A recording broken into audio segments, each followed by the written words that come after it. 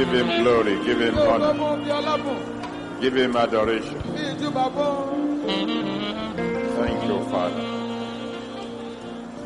Thank you, Father. In Jesus' mighty name we have prayed. Eternal Rock of Ages, we bless your name. Ancient of Days, we adore you. The Holy One of Israel, we bow before you. The Alpha and the Omega, the beginning and the ending. Thank you. Thank you for January. Thank you for February. Thanch you for March. Thank you for April. Glory be to your holy name. Accept our worship in Jesus' name.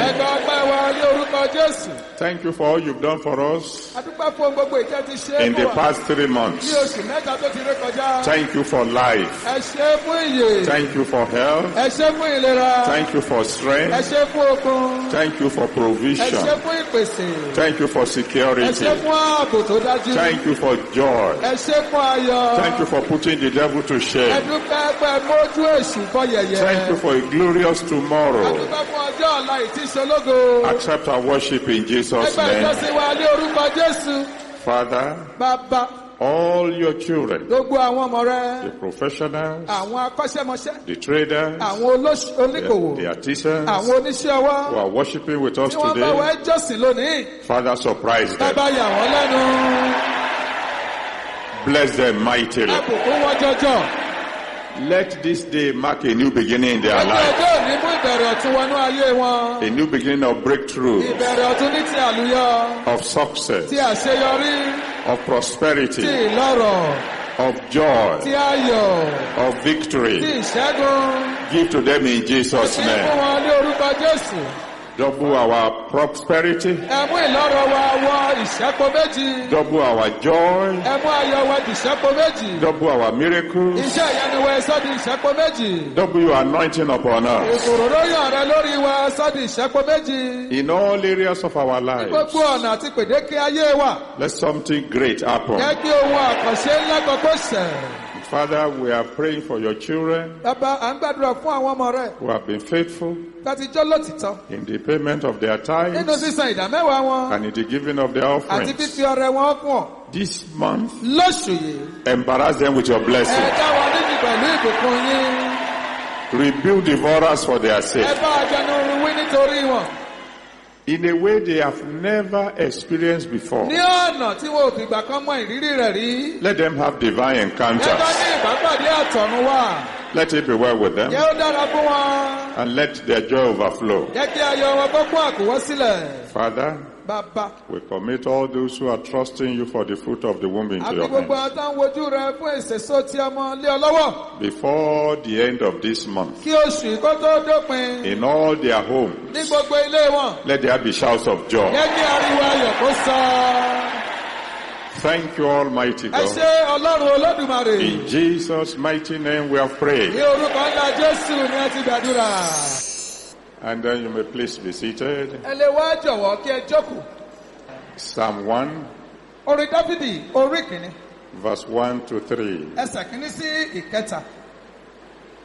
Psalm 1, verse 1 to 3. Blessed is the man that walketh not in the counsel of the ungodly, nor standeth in the way of sinners, nor sitteth in the seat of the scornful. Tí kò rìn ní ìmọ̀ àwọn ènìyàn búburú, tí kò dúró ní ọ̀nà àwọn ẹlẹ́ṣẹ̀, àti tí kò sì jókòó ní ibùjókòó àwọn ẹlẹ́gàn. But his delight is in the law of the Lord, and in his law doth he meditate day and night. Ṣùgbọ́n dídínú rẹ̀ wà ní òfin Olúwa, àti nínú òfin rẹ̀ yóò ṣe àṣàrò ní ọ̀sán àti ní òru. And he shall be like a tree planted by the rivers of water. Amen. And that bringeth forth his fruit in his season. Amen. His leaf also shall not wither. Amen. And whatsoever he doeth shall prosper. Amen. Yóò sì dàbí igi tí a gbìn sí etí ipa odò, tí ń so èso rẹ̀ jáde ní àkókò rẹ̀. Ewé rẹ̀ kì yóò sì rẹ̀, àti ohunkóhun tí ó ṣe ni yóò máa ṣe déédéé. The desire of any worker Ìfẹ́ inú òṣìṣẹ́ kan. Whether a professional, bóyá akọ́ṣẹ́mọṣẹ́ ni, a trader, bóyá olókoòwò ni, an artisan, tàbí ẹni tí ṣiṣẹ́ ọwọ́, a pastor, olùṣọ́ àgùntàn. The desire of any man ìfẹ́ ọkàn ènìyàn kan is that whatever they are doing should prosper. ó ní pé ohunkóhun tí wọ́n bá ń ṣe kó máa ṣe rere kó máa ṣe déédé. Everybody wants to succeed. Gbogbo olúkúlùkù èèyàn ló ṣáà fẹ́ ṣe àṣeyọrí. If you see somebody who wants to fail, tó bá rí ẹnìkan tó fẹ́ kírẹ̀tẹ̀ tó fẹ́ kùnà tó fẹ́ fìdí rẹmi. you know that fellow needs deliverance. ó láti mọ̀ dájú pé orú onítọ̀hún ó nílò ìdáǹdè àti ìtúsílẹ̀. So maybe I should ask a question. bóyá kí n tilẹ̀ wá béèrè ìbéèrè. Is there anybody here this morning jàre ẹnikẹ́ni níbí ní òwúrọ̀ yìí who wants to fail? tó fẹ́ fìdí rẹmi. All right, it didn't come to church. irú ẹni bẹ́ẹ̀ wá sílé ìjọsìn adúpẹ́ lọ́wọ́ Ọlọ́run. Is there anyone here this morning jàre ẹnikẹ́ni níbí ní òwúrọ̀ yìí who wants to succeed? tó fẹ́ ṣe àṣeyọrí bí. Let me hear you shout hallelujah.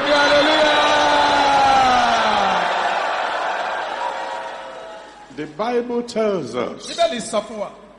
the secret of success. Àṣírí fún àṣeyọrí àti àṣeyege. In the passage that I read to you just Nínú now, ẹsẹ̀ Bíbélì tí mo kà sí tí ìgbọ́ yín nísinsìnyí. he said some people will be like a tree planted by the rivers Ó ní àwọn of kan water. yóò dàbí igi tí a gbìn sí etí ipa odò.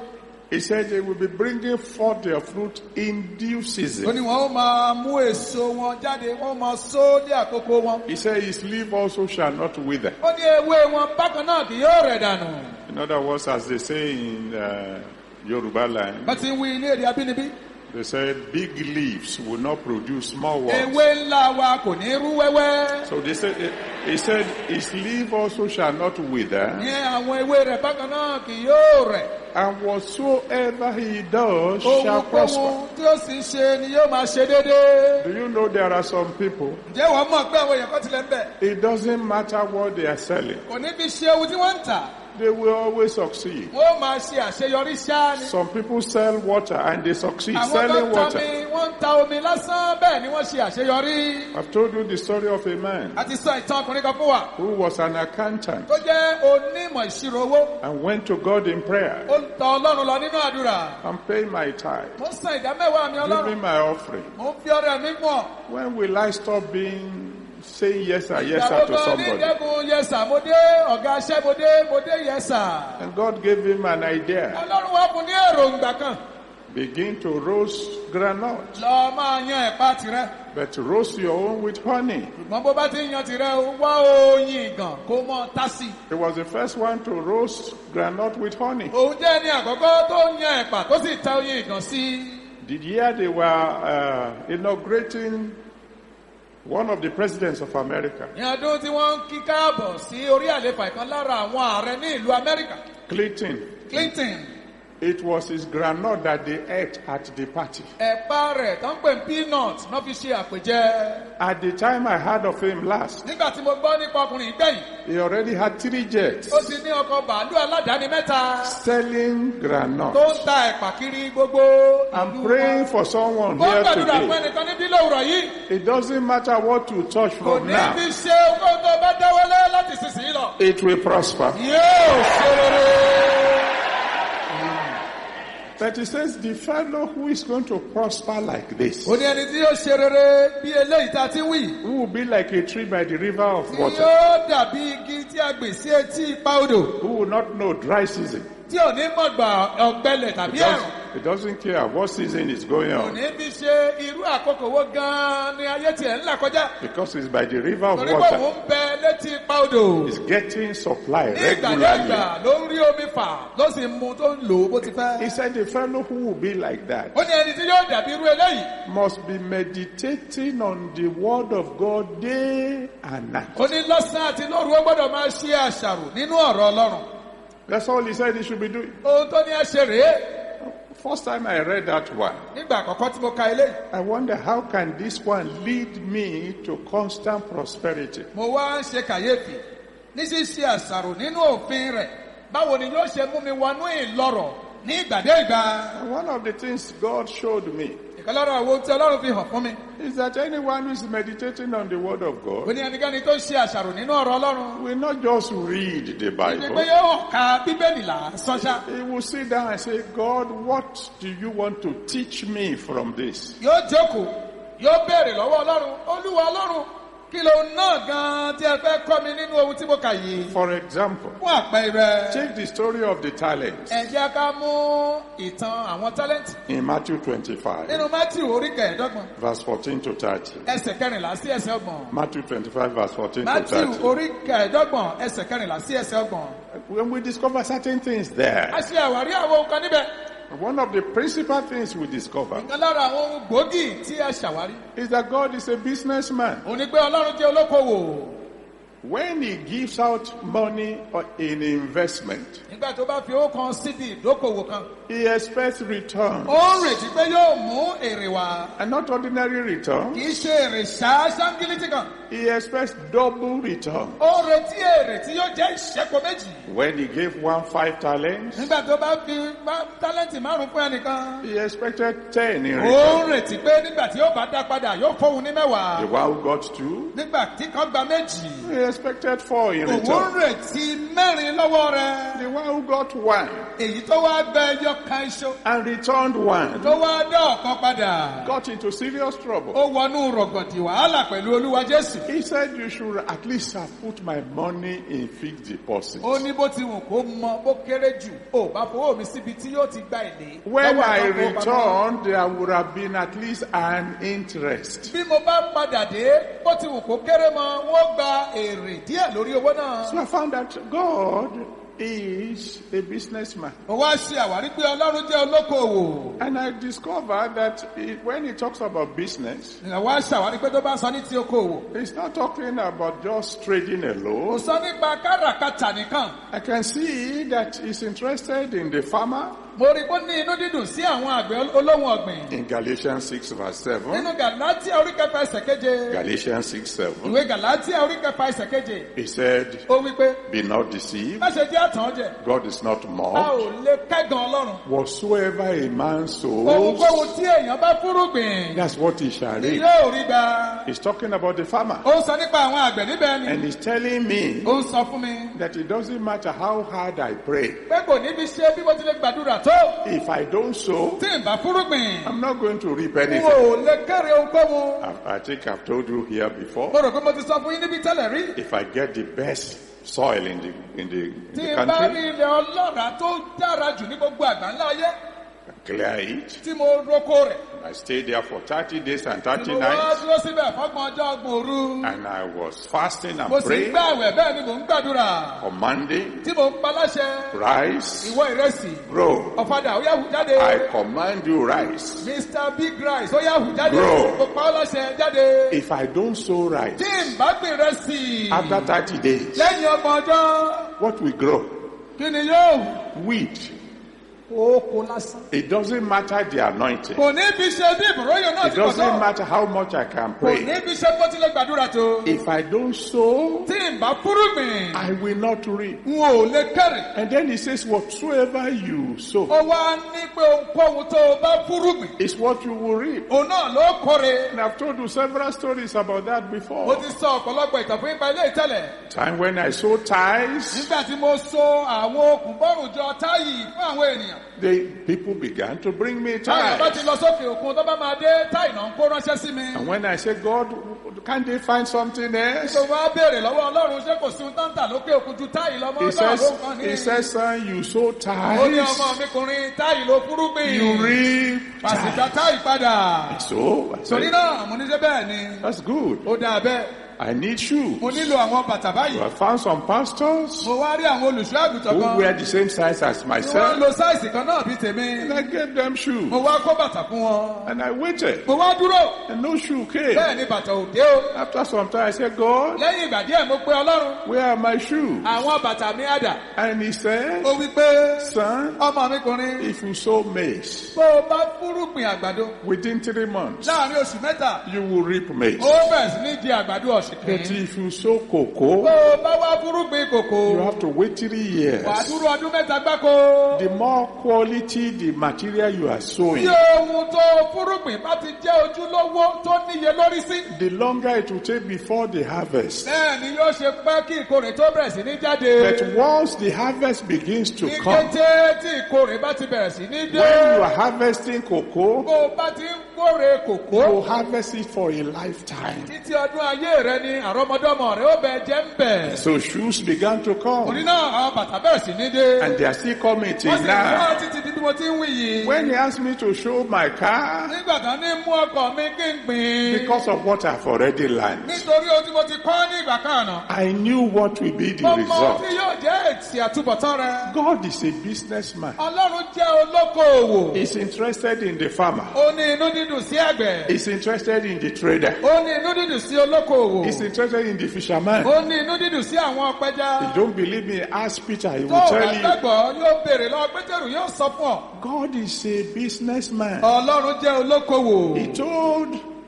Isaac Ó sọ fún Ísákì. in Genesis 26. Nínú Genesis orí kẹrìndínlọ́gbọ̀n. If you read it from verse 1 to 14. Tó o bá kà á láti ẹsẹ̀ kìíní títí dé ìkẹrìnlá. Genesis Ìwé 26, Genesis orí kẹrìndínlọ́gbọ̀n. verse 1 to Ẹsẹ̀ 14. kìíní tí ìkẹrìnlá. He Ó said, wí pé don't run away because there is a famine. má sá torí pé èèyàn ń bẹ nílẹ̀ yìí. It is not running away that will sort you out. Sísá lọ́kọ́ ni yóò tán tí yóò yanjú ìṣòro The lẹ̀. solution to the problem is keep sowing. Àní ọ̀nà àbáyọ sí ìṣòro náà ni pé ṣá mọ fúrúgbìn ṣá. Keep sowing. Máa fúrúgbìn. While others are complaining, Nígbà tí àwọn mìíràn kùn tán ṣàríwísí. cry about the Tí famine, wọ́n ń ké ní ti ìyàn tó ń lọ lọ́wọ́. you keep sowing. Ìwọ ṣá mọ fúrúgbìn. There are people in Nigeria, Àrí àwọn èèyàn ní orílẹ̀-èdè yìí. every time you hear Ní them, gbogbo ìgbà tó bá gbọ́ wọn. they are always talking about the hardship in Àwọn sọ Nigeria. nípa ìnira bó ti le koko tó mọ́ wọn ní orílẹ̀-èdè. Oh, things are hard. Nǹkan le fáwọn o. Oh God, things are hard. Ọlọ́run nǹkan le fáwọn. How I wish they would travel. Báwo ni ìbá ti mú àwọn káwọn rìnrìn àjò lọ sókè òkun? We have just returned. Àwa ṣe ẹ̀dẹ́ ni. And by the way, I bring you greetings Nípa ọ̀nà ní ká sọ pé a mú ìkíni wá fún yín. from your children Látọ̀dọ̀ àwọn ọmọ yín. in Cameroon, Nílùú Cameroon. in Gabon, Ní Gabon. and in Congo. Àti ní Congo. I wish you would go there Ìbámu mi pé kó o lọ síbẹ̀. and then return. Kó wá padà dé. And you say, thank God for Àwọn Nigeria. sọ pé Ọlọ́run ẹ ṣe é fún orílẹ̀-èdè wa Almighty Nàìjíríà. God, thank you for Ọlọ́run ẹ Nigeria. ṣe é fún orílẹ̀-èdè Nàìjíríà. You are complaining. Ìwọ ń kùn bẹ́ẹ̀ ló ń ṣàríwísí. If those people get 10% of what you are Tí getting, àwọn ènìyàn ìlú tá a ti dárúkọ wọ̀nyí bá ní ìdá mẹ́wàá nínú ọgọ́rùn-ún tá a ní níbí. forever they will be praising God. Títí ayé wọn máa yin lọ́n lógo. And yet, Síbẹ̀, when I saw them dancing nígbà before tí mo God, rí wọn tó ń jó níwájú Ọlọ́run. I discovered Mo ṣe àwárí. that prosperity is actually something to do with contentment. Wípé ìlọ́rọ̀ ìṣerere ó ní ibi ṣe pẹ̀lú ìtẹ́lọ́rùn ìbàlẹ̀ ọkàn. Not really how much you have. Kì í ṣe iye tó o ní síbi ìfowópamọ́sí In àbílọ́wọ́. fact, it looks as if the poorer some people are, the more they praise God. Àní ìdí rèé tó fi dàbí pé báwọn bá ti tálákà tó tálákà wá sí bẹ́ẹ̀ náà ṣe yin Ọlọ́run lógo sí. And I'm praying for all of you who are Mo here sì ń this gbàdúrà morning. fún gbogbo ẹjọ́ ń bẹ níbí ní òwúrọ̀ yìí. The joy of the Lord Ayọ̀ Olúwa will never leave your life. yóò dẹ́kun dágbére fún ayé yìí. And the grace to praise God, Orí ọ̀fẹ́ láti yin Ọlọ́run. irrespective of what is Kò happening, ní fi ṣe ohun náà tó lè máa ń ṣẹlẹ̀. may God give to you in Jesus' Bàbá name. alágbàjẹ́ náà yóò fi fún yín ní orúkọ Jésù. Now, because God is a businessman, Orí pé Ọlọ́run jẹ́ olókoòwò. when he sees any of his servants Nígbà tó bá rí èyíkéyìí nínú àwọn ìránṣẹ́ rẹ̀ doing what he asks them to do, tó ń ṣe ohun wọn nì tó ní kí wọ́n ṣe. he rewards them. A máa san wọ́n lẹ́san. In the story of the talent that we mentioned, Ní ìtàn tálẹ́ǹtì tá a fẹnu bà lẹ́ẹ̀kan ni. every one of the two that brought in good returns, Gbogbo àwọn méjì nínú mẹ́ta tó mú èrè wá fún ohun tó lè wá fi fún wọn. he said, well Ó ní done. ẹkú iṣẹ́ káre. Enter into the joy of the Lord. Wọnú ayọ̀ Olúwa rẹ̀. Everyone that does well God rewards. Hebrews 11 verse 6. Hebrews 11 verse 6 says God is a rewarder of those who diligently seek Him. When I meditate on this, I discover that those who will sacrifice for God, they always receive something in return. Philippians chapter 3 verse 7 to 11. Philippians 3 verse 7 to 11. Paul said, Paul, all the things that were gained to me, I've sacrificed them for Jesus, so that I may know Him more, and I may know the power of His resurrection. God responded in Acts chapter 19 verse 11 to 12. Acts 19, 11 to 12. The Bible says God performs special miracles by the hand of Paul, so that even his aprons, his handkerchiefs, were healing the sick, and they were casting out demons. God will never fail you. Anything you do for Him, He will reward. For example, David said in Psalm 34 verse 1, Psalm 34 verse 1, he said, I will bless the Lord at all times. His praise shall continually be in my mouth. You know what David was saying? I have no money. I'm a shepherd boy. I'm not recognized by my father. My brothers don't care for me. But one thing is certain. God, I will bless you at all times. Your praise shall continually be in my mouth. God said, is that so? Well, if that is the case, I will take you from behind and put you in front. They say they don't know you. I will tell them I know you. They say they don't want you. I will tell them I will make you king. They say you are to be relegated. I say I will promote you. God is a rewarder of those who diligently seek Him. When the Almighty God looks at you and He sees that you want to serve Him, you want to do everything to please Him. He is a businessman. He is always rewarding those who are diligently seeking Him. I told you a story before. When we just joined the church, Papa called a meeting. It's all those of us who are workers. And said, the church is in need of money. Seriously. Within a week, he told everybody, every one of us, go and close your account and bring the money to the church. So we left. I closed my account. My wife closed her account. There wasn't much money there. Whatever was there, we closed. And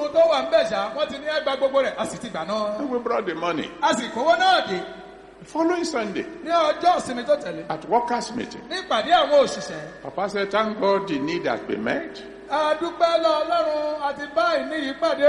He then said, but how many of you close your account like I said? I raised my hand. My wife raised her hand. And we look around. What's happening? Are we the fool? And God spoke to me. Son, you're not a fool. I allow this to happen so that when I make you number one, nobody will be able to complain. God is a rewarder of those who diligently seek Him. And then he said one thing. And with that, I'm going to close. I'm sure you all know that God is love. God says something in Proverbs chapter 8, verse 17. Proverbs 8, verse 17. He said, I love those who love me. And those who seek me early shall find me. I love those who love me. That means love is a two-way traffic. You want God to love you? You want to be a favorite of God? He said, you go ahead and love me too. Show it by your action. I have shown you by my own action that I love you. God so loved the world, He gave His only begotten Son. And now He said, okay, you show me how much you love me, and I will show you how much I can love you. You want to prosper in all you do? You want everything you touch to prosper? Why don't you love Him the way He loves you? If you are God's friend, I can guarantee you, in the market, no matter how many people are there, it is after you finish selling that others will sell, because you are God's friend. Do you know it is God who directs steps? I said, this is the way you should go. That is the thing you should buy. That is the market I want you to go. The earth is the Lord, and the fullness thereof. He is the controller of everything. Believe me honestly, when you are God's friend, things will happen in your life that nobody will be able to explain. We were in Gabon about 3 or 4 days ago, and we were going to the place of the service, and there was a serious traffic jam. We have some policemen that were trying to clear the road for us. But you know how drivers behave. Leave me alone, my friend. Where do you want me to go? Leave me alone. And suddenly, one mad man, and I mean really mad, suddenly jumped out from somewhere and he began to clear the road. I mean, he began to clear the road. And when he looks at this driver, of course, he moves out of the way immediately. And as soon as he finished clearing the road, as soon as we got to where the road was free, saliva was dropping from his mouth. He bowed down. Ó wá wólẹ̀ níbi ẹ̀gbẹ́ ọkọ bàbá. And then we continue to go. Bẹ́ẹ̀ làwa sì tẹ̀síwájú ní ìrìn àjò. I told the people who are with me in the Mo sọ car, fún àwọn èèyàn tó ń bẹ pẹ̀lú mi nínú ọkọ̀. if God is on your side, Tí Ọlọ́run bá ń bẹ ní ìhà rẹ. He can even use madmen Ó lè lo wèrè ènìyàn. to clear the way for you. Láti bìlà ọ̀nà fún ọkọ̀ orí bìlà. Every one of you here Gbogbo today, yín pátá tẹ̀ ń bẹ níbí lónìí. as you begin to do the will of God, Láti máa tẹ̀síwájú láti ṣe ìfẹ́. ways will begin to open unto you. Everything you touch will begin to prosper. Let me close. God said in Romans chapter 6, verse 23. Romans 6 verse 23. He said the wages of sin is death. You know what that means? Those who are committing sin, they will be paid. They want wages. He said what they want is death. That tells you again, God is a businessman. He said you are working, you'll be paid. If you are working sin, you will be paid in death. That is why we keep crying. Don't stay in sin. Give your life to Jesus. Holiness pays. Just as sin pays. Sin will pay death. Holiness will pay life. My brothers and sisters, if you have not yet given your life to Jesus, come and do so today. The rest of us, he said, those who seek me early, they shall find me. But the Bible says, seek the Lord when he may be found. Call on him while he's near. How do I know when he's near? How do I know when he may be found? But the Bible tells me that God is a spirit, and they that worship him shall worship him in spirit and in truth. For he seeketh such to worship him. So if I am seeking him and he is seeking me, we meet halfway. So if I don't even know whether it's near or far, but I keep on worshiping him, as long as I keep on worshiping him, he will draw near me. That is why we set aside at least one Sunday in the month. At the beginning of the month, let's come and worship him. Let's dance before him. Let's praise him so he can draw near. If he draws near at the beginning of the month, then I'm sure the month will be successful. So those of you who are already born again, worship him like we've never done before. Sing to him. Dance to him. Clap before him. Let him know you love him. And he will love you in return. Shall we please stand? So those of you who want to give your life to Jesus, you come now. The Lord is calling you. Come and surrender your life to him. I'm going to count from 1 to 4.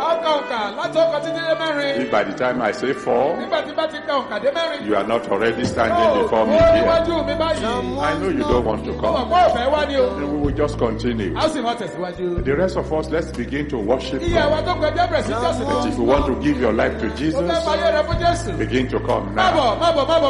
1, 2,